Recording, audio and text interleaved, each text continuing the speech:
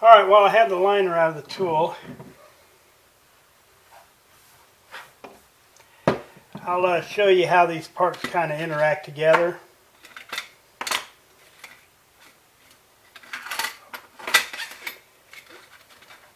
First I'll put the push pin in.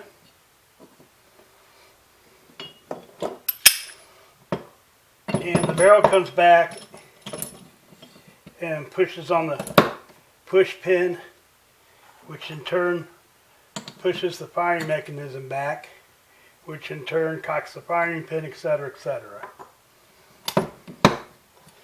When we go to put the tool together, the sear body is going to fit around this extension. The sear will fit in that groove, the little tang on the sear. And the firing pin will be going into it. So the firing pin will sit like that inside the extension there. Alright, we'll begin reassembly by putting the strip bearings back in. They go into these two openings right here. One per opening. Try that again. Next, put the springs on top. And this will line right up there with the two strip, where the strip goes, so that they can catch the notches there. So what happens if you don't put the ball bearings and springs in the tool? This happens. If you got a strip that's going like that, then you know you forgot to put your bearings in.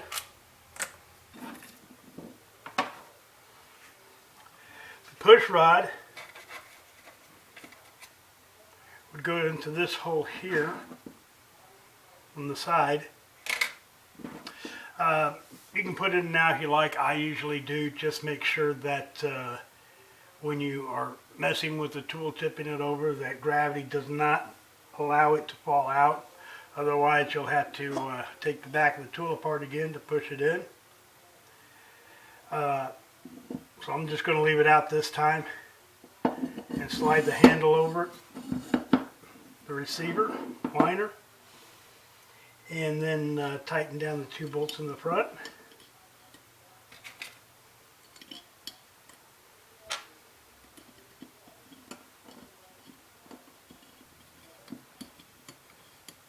When I get these two tightened, the springs will be sealed in and will not be able to come out.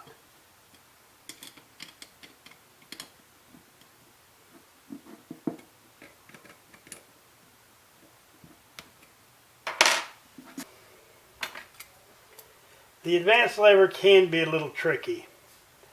This is how I put it in. I just hold the fingers, or hold the advanced levers between my thumb and my fingers, and just drop it in.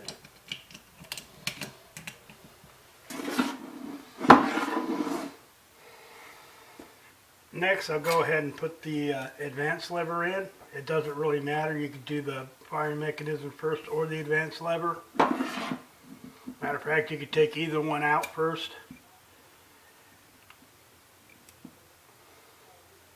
The way I do it is I hold the two pieces of plastic, the extension and the trigger, between my finger and my thumb, and rest the back of it on my other finger, and just drop it in.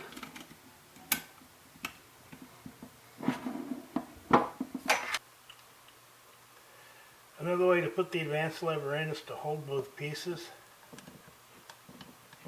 and slide them in. It would be easier to use your fingers and not the pliers. The reason I use the pliers was try to keep my hands out of the way so you could see what I was doing. Just hold the two like so and just drop it in there.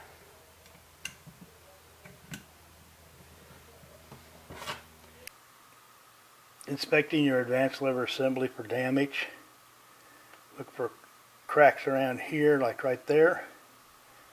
This one's got it on both sides. The spring is damaged. Triggers, look at them around here, just kind of wiggle them and see if they may break in the back or up here on these edges, and that'll cause a spongy trigger feeling. If necessary, which apparently it is, I'll use a nail to line it up. One with more of a point on it. There we go. It may be necessary to come back here and tap on this top plastic piece in order to get it in.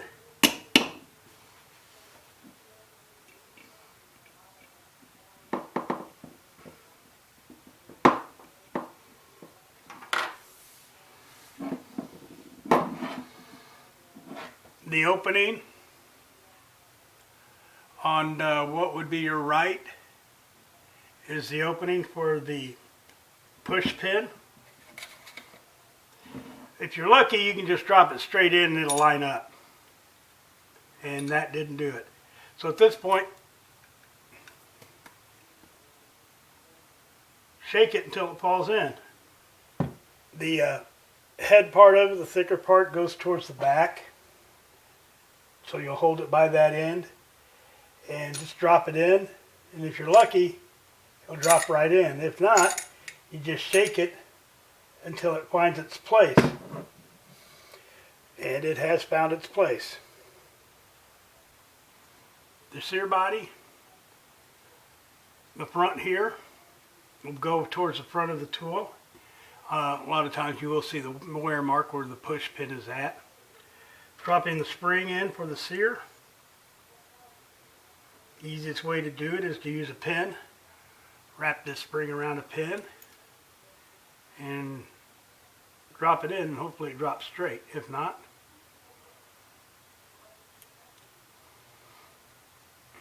let's try that again.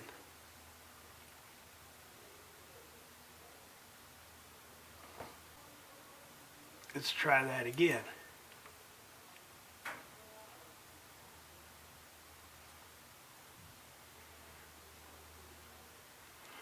All right. The sear spring is in there, and the pocket for the spring goes right on top of it. So you have it sticking up like that. This is where the dinosaur's nose will contact the sear. Place the assembly onto the housing. Push up on the sear and it'll slide over the extension for the firing pin.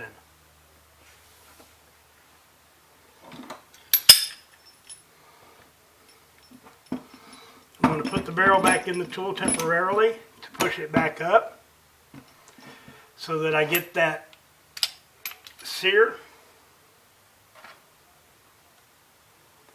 right there so I can push it after I get the firing pin in. The firing pin, the flats goes to the top of the handle. It just goes into the extension.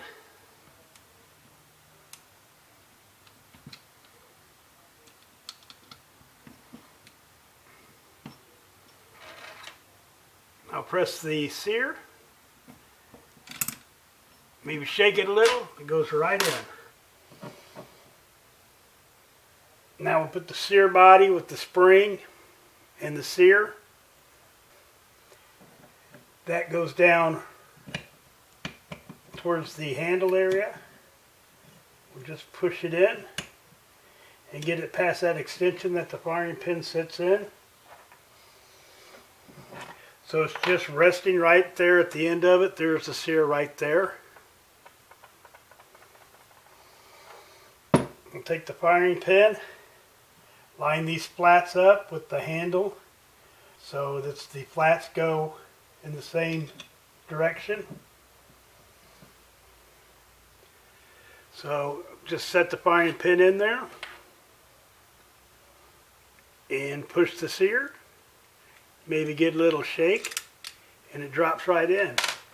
At this point, the sear body is going to still be on the end of the tool.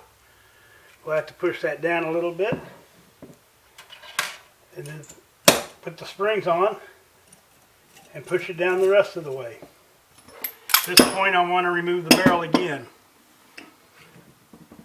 Makes it easier to put the two springs in. And then the cap goes on top, lining the two tangs with the openings in the handle. Press down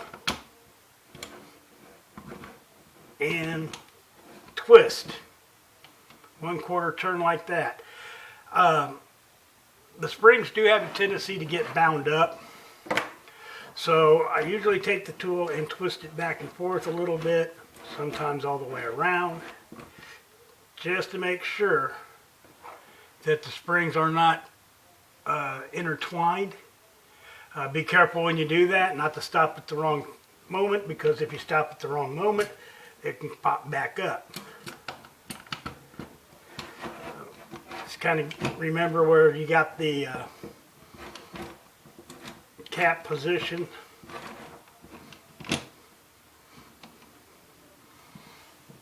So it doesn't pop up. Alright. Put the handle pad back on. Might have to press that down a little bit. Position it.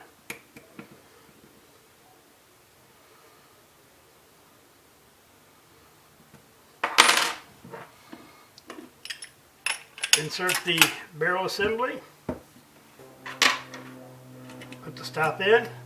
Pull the barrel forward a couple of times, make sure it's in position.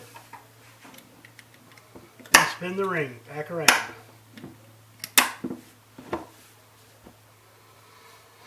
Last step would be to test the tool.